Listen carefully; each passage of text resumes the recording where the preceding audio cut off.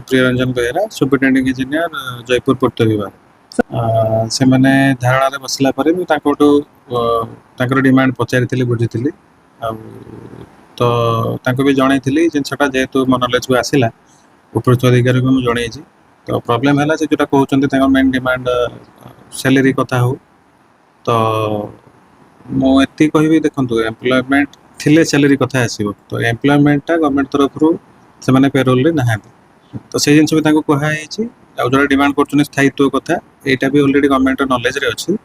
तो से भी किसी ऑफिशियल मागी डाटा जोटा कि पुराना डाटा को रेफर करके आम भी इनफॉरमेशन पठेचु तो बर्तमान से जहाँ कहूँ बर्तमान मो क्षमता बाहर जिनस से उपरिस्थ अधिकारी को मुझे जन से बाबद किसी भी इंस्ट्रक्शन जहाँ आसो धरिकी आम फॉलो करूँ। सर से मैंने आपन उत्तर धमक भी देउछन जो पीठी 26 वर्ष हेलानी नै तो बहुत जन अछंती बहुत पुराना कर्मचारी से ना से बाबद रे मोर धारणा ना से माने ए ऑफिस डाटा से काम करछि से माने जे क्वेश्चन मध्ये आमे भी देखि देखो तो पब्लिक ऑफिस अछि एटा तो काहा को बारण भी करि होबनी कि जदि बाहर आस के भी माने कोन से काम रे आछुंती जाउछंती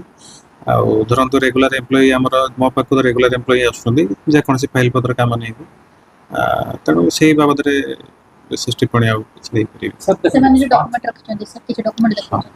हाँ से सब को आधार रे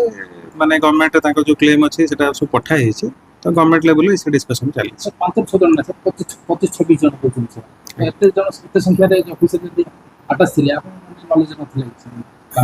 जमी कहली माने पब्लिक ऑफिस अच्छी तो आमे आमर रेगुलर इंटरेक्शन रेगुलर एम्प्लॉय संगे तो से माने मो पाक जहाँ फाइल पत्र नहीं आसते डिस्कसन करते तो से टाइम जब सी क्या हेल्प नहीं कम जो करूँ माने तो से किसी मोर किसी ये ना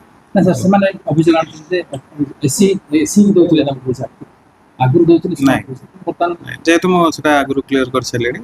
गवर्नमेंट एम्प्लॉयमेंट थिले ही सैलरी गवर्नमेंट दे पार तो से विषय किसी